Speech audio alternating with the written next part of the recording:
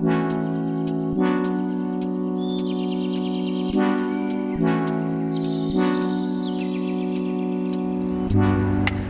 Morning, good evening, good afternoon. देख रहे हो ठंड कितनी पड़ रही है।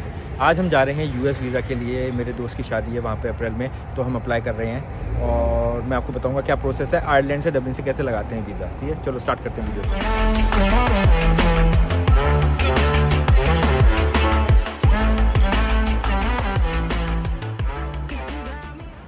हाँ, इस वीडियो में हमारा मेन फोकस ये रहेगा कि कौन से डॉक्यूमेंट्स हमने लगाए थे जिससे कि आपको इजी हो जाए बताने में और आप भी उस तरीके से लाइक कलेक्ट कर सको वो सारे डॉक्यूमेंट्स। बिकॉज हमारे तो डबल थे, जो मेरे को लगाने थे वो रुचि को भी लगाने थे और रुचि को एक्स्ट्रा भी लगाने थे क्योंकि मैं उसको स्पॉन्सर कर रहा हूँ। मैं खुद को स्पॉन्सर कर रही हूँ। ओके, हाँ, एक ही बात है और मेरा फ्रेंड भी हमें स्पॉन्सर कर रहा है, तो फाइनेंशियली प्रोफाइल बहुत स्ट्रॉन्ग है, तो फिर वैसी कोई दिक्कत नहीं है। और उसका इन्विटेशन भी चाहिए होता है डॉक्यूमेंट के। वन ऑफ द रीजंस देने में कि हम वहाँ पे क्यों जा रहे हैं, घूमने का तो एक रीज़न होता ही होता है, वो तो टूरिस्ट वीज़ा लगना है। तो सबसे पहले DS-160 फॉर्म जो होता है, जो हमने ऑनलाइन फॉर्म भरा होगा, वो मैं आपको दिखाऊंगा कि जो फॉर्म है उसमें क्या क्या चीज़ें हैं, वो मैं आपको स्क्रीन रिकॉर्डिंग में दिखाऊंगा भी आगे। उसके अलावा फाइनेंशियल डॉक्यूमेंट्स चाहिए होते हैं, सारे के सारे फाइनेंशियल डॉक्यूमेंट जितने भी हों सारे लगाने हैं, जितने भी हों है। उसके अलावा मेरा एम्प्लॉयमेंट लेटर, मेरा employment permit letter, critical skill वाला, IRP रुचि का, IRP मेरा है। उसके अलावा बैंक स्टेटमेंट सारी, इवन बैंक स्टेटमेंट मेरे फ्रेंड की भी लगी सारी, उस बिकॉज वो भी एक वन ऑफ द स्पॉन्सर्स है।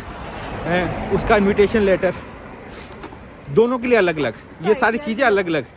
उसकी बैंक स्टेटमेंट मेरे लिए अलग लगी, रुचि के लिए अलग लगी है। उसका ITR भी लगा है US में जो होता है, रुचि के लिए अलग, मेरे लिए अलग लगा है। I-134 फॉर्म होता है जो फेडरल को सबमिट करना होता है, जो स्पॉन्सर कर रहा होता है। मेरे केस में पीयूष है जो फ्रेंड है मेरा, उसने वहाँ पे सबमिट किया। हमारे पास एज ए रेफरेंस था वो डॉक्यूमेंट, पर हमें सबमिट नहीं करना। I-134 फॉर्म हमें सबमिट नहीं करना, पर हमें एज ए रेफरेंस रखना होता है। हालांकि हमसे कौन से कोई डॉक्यूमेंट मांगेंगे नहीं मांगेंगे वो हमें नहीं पता, पर हमें सारी कुछ रखना है अपने पास अगर मांगी तो। शादी का कार्ड जो पीयूष ने मेरे को भेजा था वो हमने प्रिंट आउट निकाला, मेरा अलग और रुचि का अलग है। और मैरिज सर्टिफिकेट बहुत इंपॉर्टेंट है, मैरिज सर्टिफिकेट रखा है। इसके अलावा आपको कोई चीज़ याद हो डॉक्यूमेंट, वो मैं आपको अभी स्क्रीन पे लिख दूंगा एक एक करके। चीज़ें वहाँ पे क्लेम कर रहे हो ना, you have to have a proof for that.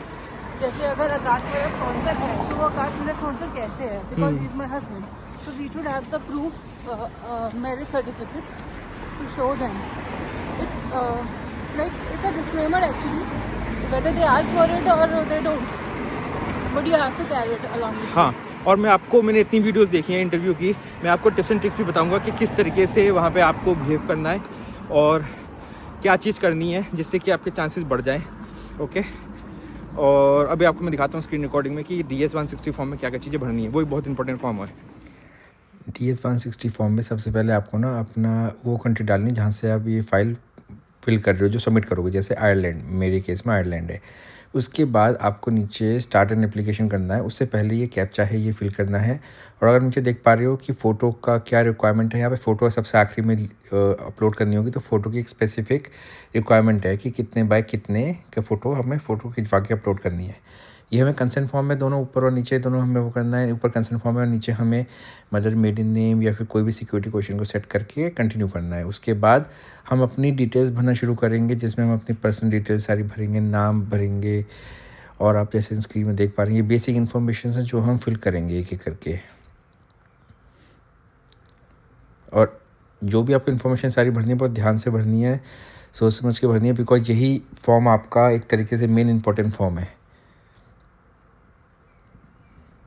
ये सारी डिटेल्स हैं, आपको प्रॉपर अच्छी तरीके से एक एक करके ध्यान से फिल करनी है। Date, city, state, province, proper. मैं एज ए रेफरेंस के पर्पस में यहाँ पे टेस्ट डाल रहा हूँ, पर आपको अपनी प्रॉपर डिटेल्स डालनी है अच्छी। जो सारी इन्फॉर्मेशन है सारी डाल दो, क्योंकि वो इन्फॉर्मेशन निकाल लेंगे पीछे से सारी, पूरी अपना रिसर्च कर लेंगे वो पहले ही।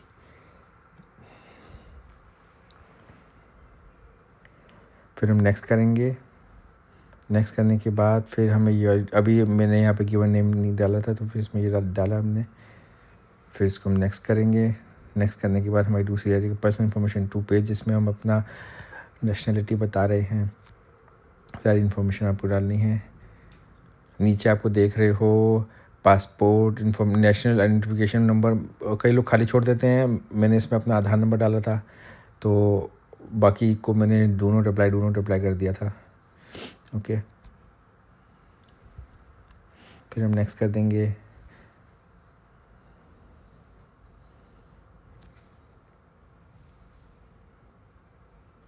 अब हम ट्रैवल इन्फॉर्मेशन में आ गए हैं। जब ट्रैवल इन्फॉर्मेशन में आ गए तो हम ट्रैवल रिलेटेड चीज़ें डालेंगे कि कौन से वीज़ा के लिए हम अप्लाई कर रहे हैं। हम B1 B2 के लिए इन्फॉर्मेशन के लिए करें, जो ऊपर है ये रहा। इसमें हम सब कैटेगरी करेंगे, तो हम सबसे पहले करेंगे B1 B2 के लिए। ओके, हमें मेडिकल रीज़न से रिलेटेड कुछ नहीं देना, डॉक्यूमेंट नहीं देना, कोई कुछ नहीं देना। अगर आप मेडिकली जाना चाह रहे हैं वहाँ पे तो आपको इन्फॉर्मेशन देनी, नहीं तो नहीं।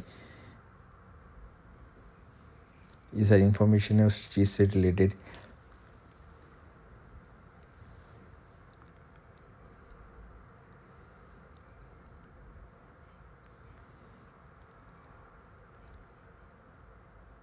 कितने हफ्तों के लिए जा रहे हैं, कितने महीनों के लिए जा रहे हैं, कितने साल के लिए जा रहे हैं। मेरे को 2 हफ्ते के लिए जाना था तो मैंने 2 हफ्ते का लिख दिया। वैसे तो मैं 1 हफ्ते के लिए जा रहा हूँ, पर मतलब मैंने एप्लीकेशन में 2 हफ्ते का डाला था। प्लान तो 2 हफ्ते का ही था, पर मेरा छोटा हो गया प्लान बाद में। अगर आपके पास डिटेल्स हैं, कहाँ जा रहे हैं, कब जा रहे हैं, कितने दिन के लिए जा रहे हैं, सारी कहाँ रहना चाह रहे हो, सब चीज़ें अगर है आपके पास इन्फॉर्मेशन तो आप बिल्कुल डालो। कौन स्पॉन्सर कर रहा है आपको, उसकी इन्फॉर्मेशन डालनी है। मोर देन 1% कर रहे हैं तो सारी इन्फॉर्मेशन जाएगी। अब ट्रैवल कंपेनी इन्फॉर्मेशन कि आप किसी के साथ जा रहे हो या अकेले जा रहे हो। मेरे केस में मैं अपनी वाइफ के साथ जा रहा हूँ, तो फिर मेरे को उसकी इन्फॉर्मेशन भी सारी देनी है।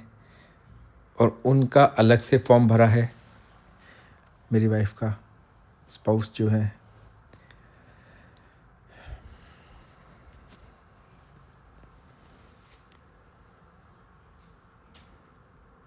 उसके बाद फिर हम नेक्स्ट पेज पे आ जाएंगे। तो नेक्स्ट पेज पे हमारा आ जाएगा प्रॉपर इन्फॉर्मेशन, जो कि वो US ट्रैवल से रिलेटेड होगा। अगर मैंने कभी किया है पास में तो मेरे केस में सब कुछ नो रहेगा कि मेरे को अभी तक this is the first time मैं अप्लाई कर रहा हूँ US वीज़ा डबलिन से। इंडिया से तो मैंने एक बार भी अप्लाई नहीं किया। अब आ जाता है एड्रेस एंड फ़ोन इन्फॉर्मेशन सारी जो भी हमारे पास है। हमारी होम एड्रेस क्या है। मेरे केस में होम एड्रेस और करंट एड्रेस जो है, मेलिंग एड्रेस सेम मैं आयरलैंड का ही डाला है मैंने। कोई भी इंडिया की इन्फॉर्मेशन मैंने नहीं दी है, बिकॉज मैं लास्ट 3 साल से आयरलैंड में हूँ, तो मैं आयरलैंड की ही इन्फॉर्मेशन दूंगा सारी, इंडिया की नहीं दूंगा। क्योंकि पासपोर्ट पे ऑलरेडी हमारा इंडिया की इन्फॉर्मेशन है, वो निकाल लेंगे, इन्फॉर्मेशन निकालनी होगी तो। एक एक चीज़, एक एक डिटेल को बहुत ध्यान से भरना है। आप इस वीडियो को पॉज करके सारी इन्फॉर्मेशन देख सकते हैं कि कौन से क्वेश्चंस हैं और कौन से क्वेश्चंस के आंसर्स आप पहले से प्रिपेयर कर लो फॉर्म भरने से पहले। नहीं तो आप सेव भी कर सकते हो और दोबारा भी आ सकते हो उस फॉर्म पे।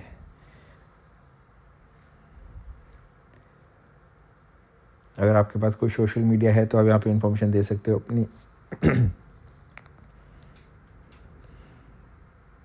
मेरे केस में मैंने फेसबुक की दी थी, इंस्टाग्राम की दी थी, यूट्यूब की दी थी।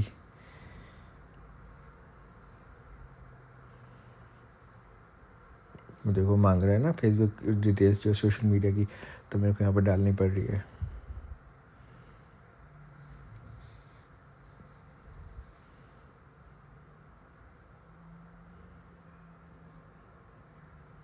अब पासपोर्ट इन्फॉर्मेशन है। पासपोर्ट इन्फॉर्मेशन में आपके पास किस तरीके का पासपोर्ट है, डिप्लोमेटिक है, रेगुलर है, नॉर्मल है, उसकी डिटेल डालनी है। फिर पासपोर्ट से रिलेटेड आपको इन्फॉर्मेशन डालनी है, जो चीज़ रेलिवेंट है वो इन्फॉर्मेशन आप डालोगे प्रॉपर।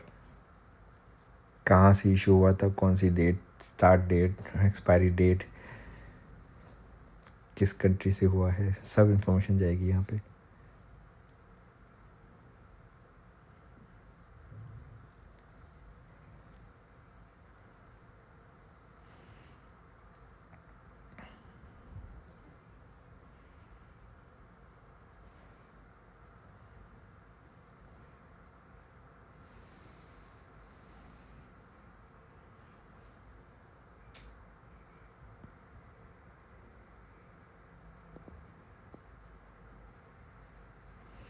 अब हम नेक्स्ट पेज पे चले जाएंगे जहाँ पे मैं US point of contact information कि मैं किसके पास रह रहा हूँ, या फिर कोई मेरा कोई रिलेटिव तो नहीं रह रहा वहाँ पे, कोई मेरे केस में तो फ्रेंड के पास जा रहा हूँ मैं, उसकी शादी है, तो फिर मैंने वही चीज़ इन्फॉर्मेशन अपनी दीदी डाली थी, और उसका रिलेशन मेरे से फ्रेंड है, उसकी इन्फॉर्मेशन जाएगी, जो सारी इन्फॉर्मेशन थी, कहाँ पे रहता है, क्या करता है, सारी इन्फॉर्मेशन मैंने डिटेल शेयर की थी इस फॉर्म में।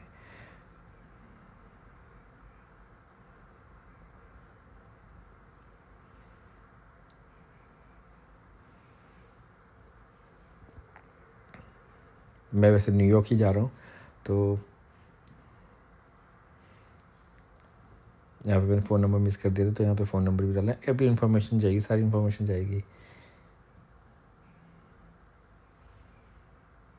अब यहाँ पे कोई रिलेटिव तो नहीं है हमारे यूएस में, तो वो भी है, सारी इन्फॉर्मेशन वो चेक करते हैं अपने अपने अकॉर्डिंगली जो भी डेटाबेस में है, और कोई भी चीज़ मिस मत करना।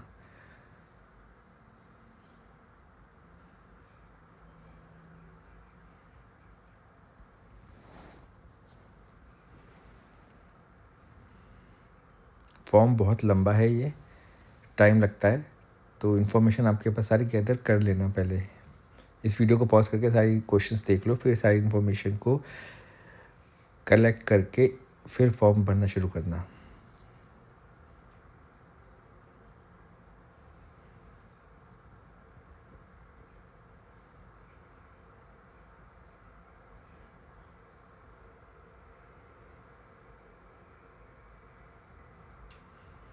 मेरे को एक क्वेश्चन मिस कर गया था। अब हम नेक्स्ट पेज पे आ जाएंगे। जो नेक्स्ट पेज है वो सारे जो हैं फैमिली इन्फॉर्मेशन है, स्पाउस की, जो स्पाउस की इन्फॉर्मेशन है सारी, स्पाउस का नाम, उसका डेट ऑफ बर्थ, उसकी कंट्री, फिर वहाँ पे एड्रेस,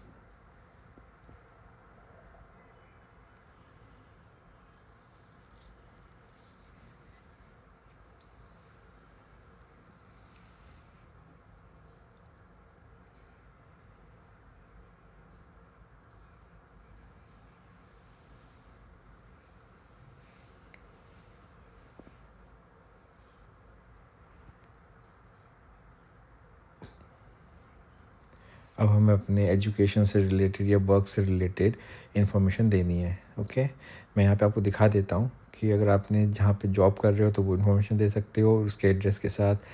मेरे केस में मैंने सारी इन्फॉर्मेशन दी थी बिकॉज़ वही इंपॉर्टेंट चीज़ है।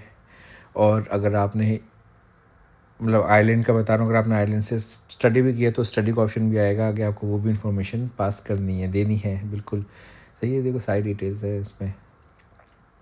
आप जिस कंपनी में काम कर रहे हो और क्या डिटेल्स उस कंपनी से रिलेटेड हो वो आपको पता होंगी, वो सारी इन्फॉर्मेशन आपको यहाँ पे बतानी है प्रॉपर तरीके से।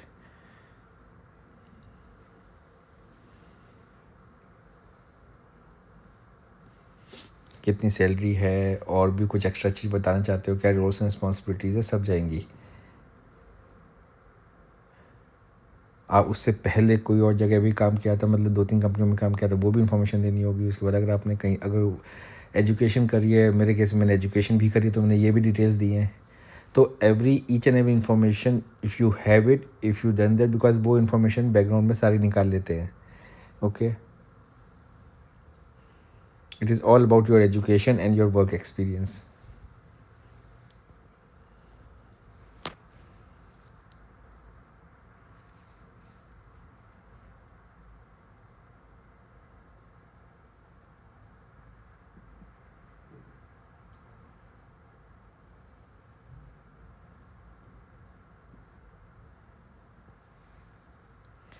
ये सारे जो क्वेश्चंस हैं इसको आप ध्यान से देख लो। मेरे केस में जो ये सारे क्वेश्चंस जो हैं ये नो हैं। आपके केस में अगर येस है तो आप येस कर सकते हैं। अब यहाँ पे ये मोस्ट इंपॉर्टेंट पार्ट है, सिक्योरिटी एंड बैकग्राउंड से रिलेटेड क्वेश्चंस जो होते हैं। आपका कोई क्रिमिनल रिकॉर्ड तो नहीं है, आप टेररिस्ट तो नहीं हो, आप गलत काम करने तो नहीं वहाँ पे जा रहे, उस चीज़ से रिलेटेड हो। कम से कम 5 पेज का कंसेंट फॉर्म है ये, सिक्योरिटी से रिलेटेड, ये सिक्योरिटी एंड बैकग्राउंड से रिलेटेड सारे नो है मेरे केस में। तो मोस्ट प्रोबेबली मेजरली हर केस में नो ही होगा। तो इसको एक एक करके क्वेश्चन को पढ़ना है और तभी आंसर करना है। अभी मैं सेकंड पार्ट पे हूँ, फिर थर्ड, फोर्थ, फिफ्थ। ये सारे सिक्योरिटी रिलेटेड क्वेश्चंस हैं, सिक्योरिटी एंड बैकग्राउंड से रिलेटेड, कि आपको कोई मेडिकल कंडीशन तो नहीं है, आप कोई क्रिमिनल एक्टिविटी में तो नहीं हो, या आपको कोई ऐसे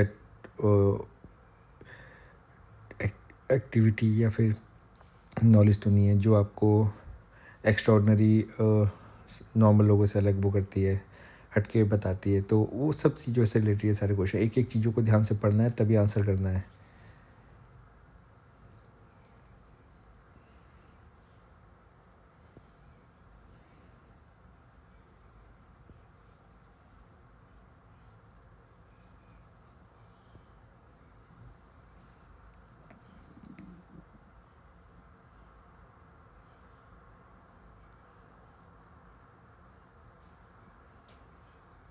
अब आ जाते हैं फ़ोटो वाले पार्ट पे।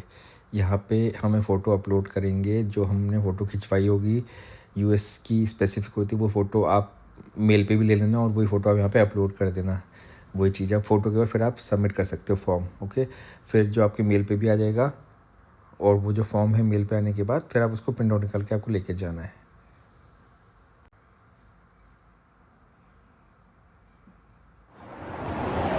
एक चीज़ जो बहुत इम्पॉर्टेंट है, जो मैं आपको अभी नहीं बता पाया डॉक्यूमेंट्स के उसमें, कि हमें टाइज शो करने हैं कि हम जहाँ पे रहते हैं हम वापस आना ही आना है। हमें वापस यूएस में नहीं, वहाँ पे इलीगल इमिग्रेंट नहीं बन जाएंगे कि वहाँ पे गए वहाँ पे वापस नहीं आ रहे।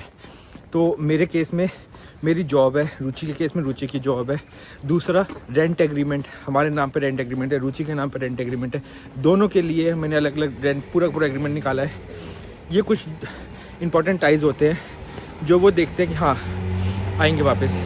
ऐसे मेजरली तो आपका जॉब होती है, जॉब से रिलेटेड आपको वापस आना ही आना है, क्योंकि यहाँ पे रूल है रिपब्लिक ऑफ आयरलैंड के अंदर ही हम जॉब कर सकते हैं, उसके बाहर नहीं कर सकते, मेरी जॉब में भी और रुचि की जॉब में भी। तो ये बहुत डॉक्यूमेंट्स नहीं है टाइल्स में, like there are dependents on you in your country, you can show them also that like your family and you are the only earning person, you're going there to visit, ये चीज़ है। ये भी आप दिखा सकते हो। देखो मैं आपको दिखाता हूँ, ये मेन रोड है, यहाँ से हमने बस उतरे थे, हम यहाँ पे हैं राइट साइड में। अब ये लेफ़्ट साइड में देखो, ये पूरी यूएस एम्बेसी है, अगर आप देख पा रहे हो प्रॉपर। यहाँ पे बाहर लाइन लगी हुई थी, ये आप रेलिंग ये देख रहे हो आप, जहाँ से भी ये पर्सन लड़की जो है यहाँ पे लाइन लगी हुई थी उस दिन। और यहाँ पे ये एंट्री, ये सिक्योरिटी चेक है, ये जो अंदर आप देख पा रहे हो इस छोटा सा ट्रायंगल ट्री के पीछे, क्रिसमस ट्री के पीछे। फिर अंदर आप सिक्योरिटी चेक से एंटर करके फिर आप अंदर से जाते हो। अभी हम बाहर आ गए हैं यूएस एम्बेसी से। तो बाहर पहले हम लाइन में लगे हुए थे, बिकॉज हमारा 10:30 का अपॉइंटमेंट था, तो हम लाइन में लगे हुए थे बाहर पहले ही हैं।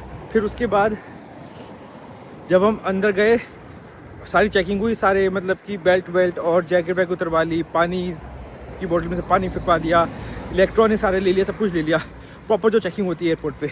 बिकॉज एम्बेसी तो एम्बेसी होती है ना, क्योंकि एम्बेसी इज़ लाइक वो कंट्री है, उस पर्टिकुलर उसके अंदर मिनी कंट्री मान लो आप। तो हमें सिर्फ बैग ले जाने दिया, डॉक्यूमेंट्स हमारे पास थे ही थे सारे, जो पूरा इतनी मोटी मेरी बनी हुई थी, गड्डी कह लो, कुछ भी कह लो, लिस्ट कह लो, पेपर डॉक्यूमेंट्स, और रुचि के भी इतने मोटे थे, कम से कम 200-300 यूरो के तो होंगे कम से कम, जो वो तो खैर मैंने कंपनी से निकलवा लिए सारे प्रिंट आउट। तो अंदर गए, पहले पासपोर्ट चेक हुआ तो हमारे उन्होंने फिंगरप्रिंट्स लिए दोनों के। फिर हम दूसरी लाइन में लगे काउंटर की, जहाँ पे हमारा इंटरव्यू होना था। जब इंटरव्यू की बारी आई तो हम दोनों साथ में, हम दोनों ने जॉइंट एप्लीकेशन भरी थी, क्योंकि हम दोनों साथ में जाने वाले हैं, और शी इज़ माई वाइफ, और साथ में ही हमने एप्लीकेशन वो करी है। हालांकि इसकी एप्लीकेशन अलग फिल हुई है, मेरी एप्लीकेशन अलग फिल हुई है, पर पेमेंट हमने साथ में करी थी, तो साथ में ही हमने जॉइंट एप्लीकेशन को वो कराया इसको। तो हमारा इंटरव्यू शुरू हुआ, तो उसने पूछा, हमें लग रहा था वो हमारे जॉब से रिलेटेड पूछेगा, जो यूजुअली पूछते हैं, जॉब से रिलेटेड पूछते हैं, आप यहाँ पे कितने टाइम से हो, ये सब चीज़ पूछते हैं। हालांकि ये वाली चीज़ पूछी थी मैं कितना टाइम से हूँ यहाँ पर, तो मैंने बताया कि it's been more than 2.5-3 years. और हमारे से पूछा हमारे शादी के बारे में, कि हमारी शादी कब हुई, क्योंकि हम एज ए मैरिड कपल है, तो वो ये कंफर्म करना चाहते थे कि हम जेन्युइनली मैरिड है या नहीं है। तो शादी के बारे में बताया, कहाँ मिले वो बताया, और अपनी शादी की डेट याद रखना, शादी की डेट बिल्कुल याद रखना। कॉन्ट्राडिक्ट मत करना, मेरे साथ हो गया तो मैंने कहा 1 साल हो गया, बल्कि 1 साल से ज़्यादा हो चुका है शादी को, है मेरे साथ हुआ है। तो वो कह रहा कि आई सेव्ड योर लाइफ, तो थोड़ा सा मजाक हो गया था इंटरव्यू में। तो वो चीज़ है। तो एक चीज़ पूछी थी कि आप क्यों जा रहे हो वहाँ पे, तो मैंने उनको बताया कि हम घूमने के लिए जा रहे हैं, टूरिस्ट पर्पस है, और न्यूयॉर्क जा रहे हैं। वो पूछा सबसे पहले कि कहाँ जा रहे हो, मैंने कहा न्यूयॉर्क। तो और ये पूछा कि मेरे फ्रेंड की, मैंने ये भी बता दिया कि मेरे फ्रेंड की शादी है, तो मैं वो अटेंड करने जा रहा हूँ, हम दोनों वो अटेंड करने जा रहे हैं। ओके।